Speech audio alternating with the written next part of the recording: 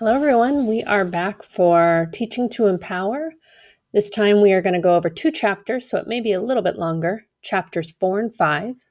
The topics are self-directed learning, positive interdependence, and student self-reflection. Like we talked about last video, for teacher empowerment, it's really important to know your why. But oftentimes, students that struggle or don't do well in school, it's because they don't really know their why. They don't see the connection to school. And we know that those who have a why can bear with almost any how.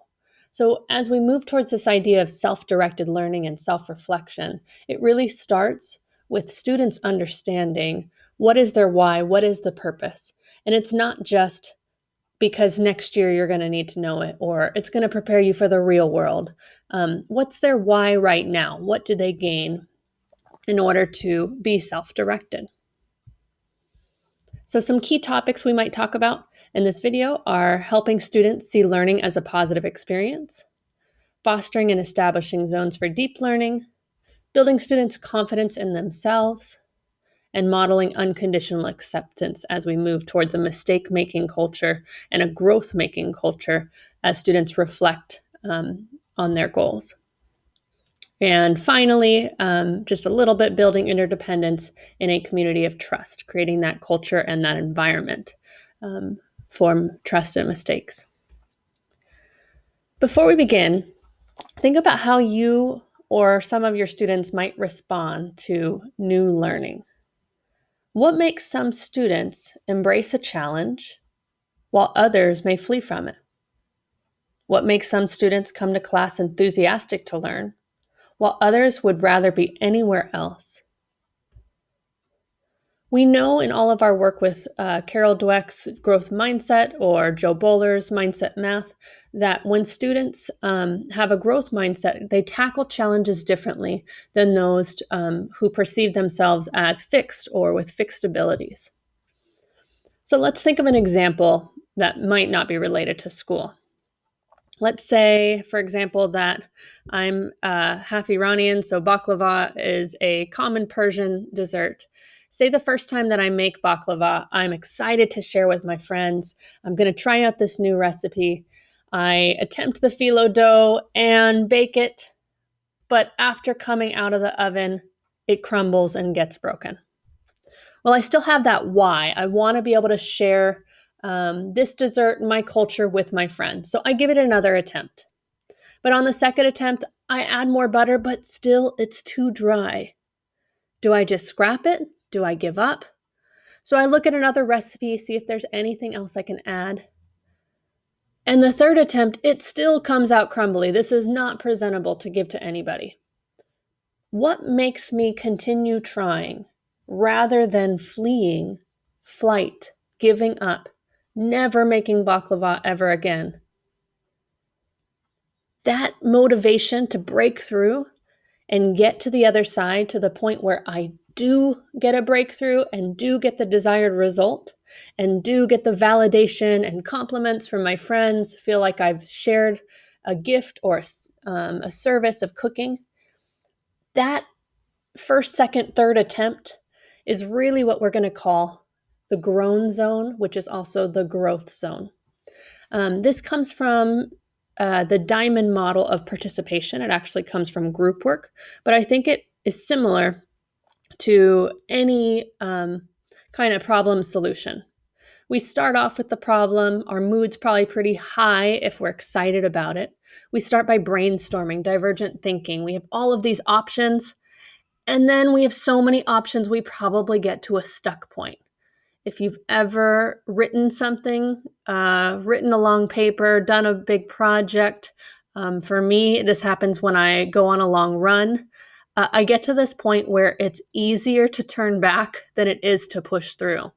But what gets us to get to that deep learning of pushing through that grown zone, where our ideas then start to converge and make sense? We start weeding out possibilities, and we get to the other side to see that solution. Part of it is learning about how our brain works. When we start teaching growth mindset and we teach about neurology, which has been a huge push in the past couple years that I've seen in education, we see that practicing new skills by engaging in a process of trial and error actually changes the brain. When you teach students that each bit of sensory information and each thought, neurons from branching interconnections to other neurons actually build connections and get stronger over time. So not only is it just teaching about the brain and how learning works, but it's also about fostering zones where deep learning can occur. Unfortunately, a lot of our classrooms just stop after the first 2 weeks. Oh, growth mindset. We read a book, we watched a video, we learned about the brain, we talked about taking on challenges, but never actually give students the chance to go through that growth zone so that when we allow them the space to feel safe and to feel connected, they can work through that muck, that challenge, those mistakes, those trials and errors in order to get on the other side to build competence. We've talked in our class about choice and voice, and a lot of times articles make it idealistic that if you just add choice, then you will empower students. But we know from the brain and biology that things happen, child development happens in a sequence, a little bit different for every kid. So when we think about putting these ideas into practice, let's think about what is developmentally appropriate. And this quote is from John Locke, but is part of the chapter 1 opening on motivation and understanding how young children learn, bringing the science of child development to the classroom, from Wendy Ostroff, who I was fortunate to have as my first college professor at the age of 18. He says, infants and children do not set out to learn any of the vast repertoire of skills that they gain in the first years. Instead, they study the faces, voices, and actions of others out of a deep biological need for emotional interaction with those who love and care for them. They simply find themselves in a social and cultural context that values certain skills and uses them constantly. Learning, then, is an unintended bonus.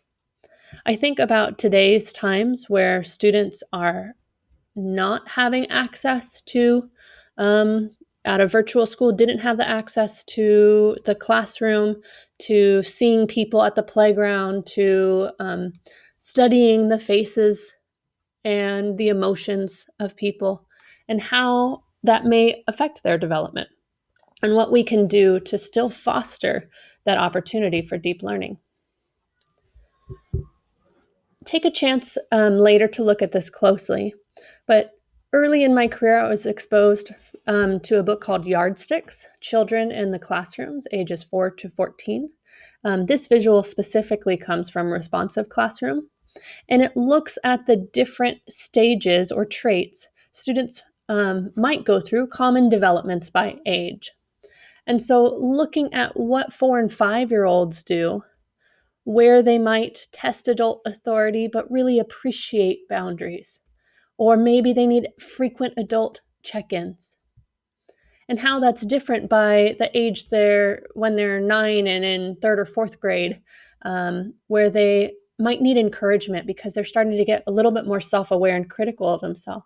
They seek to answer big questions, but they're young enough that they still can't make sense of a lot of the world around them. They like to work with a partner of their choice, but group work might still lead to arguing because we're navigating their self-awareness and their skills. And then by the time they come teens in middle school, they might be in that stage where they value peers more than the adults in the room. They like both time to be a group and belong, but also want to be uniquely individual. And as they become more self-aware, they are ready to also become more responsible. So as we look at the practical strategies for those developmental stages, it's important to remember that learning is best accepted when there is a relevance to student lives. And that might be relevance on a global scale in the sense of common current events and things, but oftentimes relevance, especially at the younger ages, is relevant to me. What is in my scope, in my world? What's in my immediate space? So while we are well intended to try to connect adult world issues, sometimes relevance doesn't have to be the outside larger world, but just the immediate world. What's our classroom culture? What's our school's problems and solutions? They ask big questions for students, and you can ask big questions for students to answer as we try to learn by doing. You might also offer calibrated challenges to build students' capacity and confidence. If you've seen this with Joe Bowler's work around rich math tasks, it's a UDL, or Universal Design for Learning approach, is to have a low floor and a high ceiling. Instead of differentiated tasks where you get this assignment, you get that assignment, you get that assignment, instead you create a space where everybody can find their starting point. Everyone self-directs the level of challenge. Another way you might see it is a tiered challenge for differentiation. In my classroom, I used to offer mild, medium, and spicy challenges. Sometimes I would start them at mild, and if they finished, they would move to medium, and then medium, they would move to spicy. And then other times they would self-select their starting point. Maybe it was the same math problem, but slightly different numbers. Maybe it was different vocabulary levels. And just if you think of tiered challenges or calibrated challenge, think about a workout class. While the instructor may teach to the middle, they might add in a modification. If you have an injury, try this instead. If you are good at doing squats, now try a jump squat. Here's the next level of challenge. So how can we add those strategies into our classroom? And as we think about self-direction, if that's the long-term goal, what are actually the building blocks? Because we are in a space where we're learning together. We aren't just individual learners. We learn collaboratively. We build off of each other. We use apprenticeship and mentorship. So what are those building blocks? The first one is emotional safety, that culture of mistake making and taking risks. The next one is structure, working within structures and offering predictability for classrooms, especially during this time where we've all experienced trauma. Trauma-informed teaching tells us that structure and routine and predictability are some of the best ways to support students. If this happens, then I can expect that. When we can't expect what might happen, kind of like our world has felt for the past year and a half, it leads to more trauma, more fear. And most importantly, getting the chance to practice being adaptable to change. We've done that out of necessity over the past year, but it'll be important to continue to respond, not by only limiting us to strict confined structures, but having that loose, tight, that structure while also allowing adaptability to change.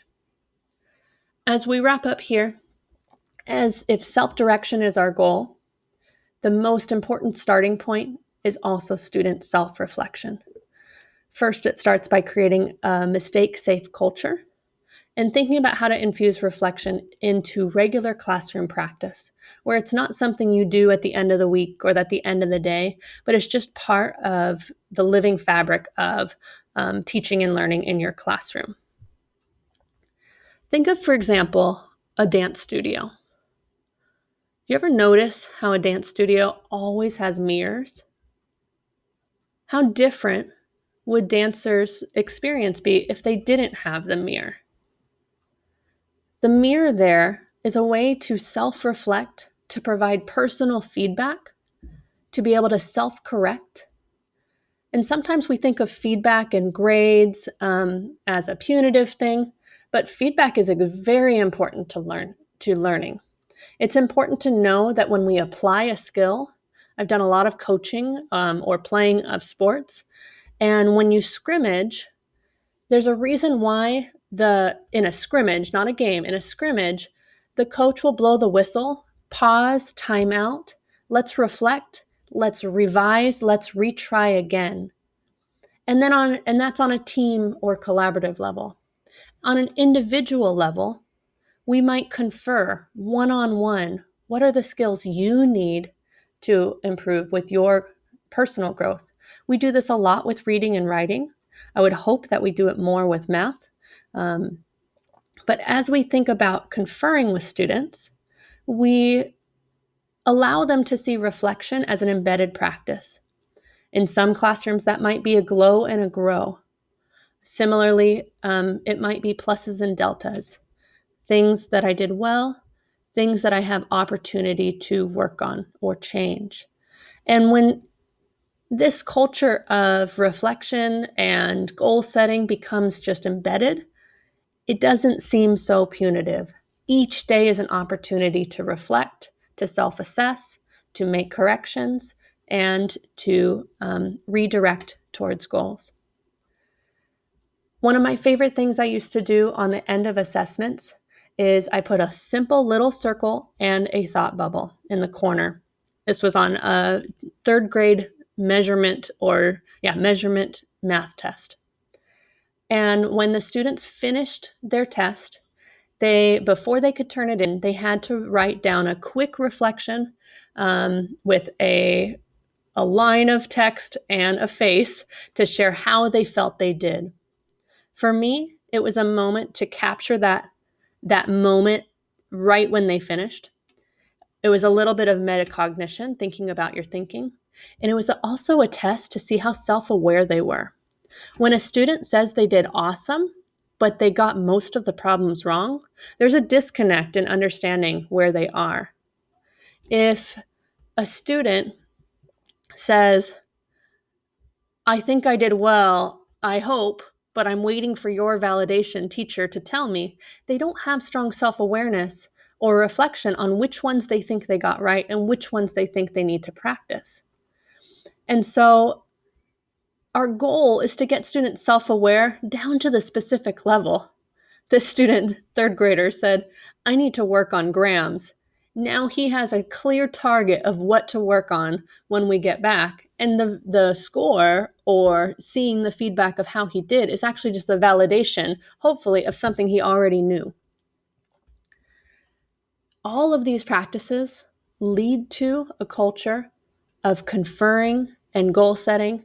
And one of my favorite things I've done, and people say this doesn't always happen at the younger ages or they're not ready, but I've done student-led conferences as low as third grade, and I've seen them happen as low as spring of kindergarten.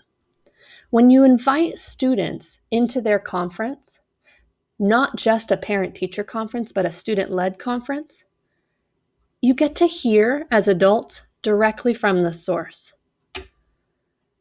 When we set goals in that fall conference, each trimester, when I would have students, when I would send home report cards, I also included their reflection on their goals. We didn't always have the chance for a conference every trimester. Some schools I worked at had a spring conference or an open house to kind of close the loop on the reflection. For example, this was a third grader. Two of his goals were to become a stronger public speaker and to build his writing skills. At trimester 2, 2/3 of the way through the school year, he identified that he was making progress but not yet meeting his goal. And more specifically, he knew the specific skills for a third grader to say, not only I want to become a stronger public speaker, but I need to project my voice, I need to speak with expression, and I need to face the crowd. I will practice it when I do this, is such a level of self-awareness. And the learning that happened was now self-directed. It wasn't something that I said, improve just your grades on this subject. But now he had an idea of the specific things he wanted to work on because he knew what he'd already mastered and what he needed to master. When we allow students this chance to self-reflect and be self-directed, they lead naturally to a level of empowerment. They're able to understand who they are, where they are currently, where they want to get to, how to get there, and what they've achieved so far. In closing, a lot of times when we hear self-directed, we think of open or chaos or too much independence, when really it is the opposite. Self-direction comes from strong boundaries, from strong structure, from strong predictability. And in the minds of creatives, in limits, there is freedom. Creativity thrives within structure. Creating safe havens where our children are allowed to dream, play, make a mess, and yes, the one we don't always do, clean it up. We teach them respect for themselves and others. So while this may feel like a big lofty goal for you, depending on where you are in your career and your comfort zone or the norms of your school culture, just remember that big journeys begin with small steps. Just like we had students self-reflect, where am I now? Where do I want to be? What's my next best step to get there? Do the same for yourself today. What's one goal that you would like to help students with self-reflection and self-direction in order to lead towards student empowerment? What's your first small step you can take today, which leads you to the next small step? Thank you for sticking around and watching. I know it was 2 chapters, so it was a little bit longer. Tomorrow, we're going to talk about Chapter 6, the skills of collaboration. Thank you for watching.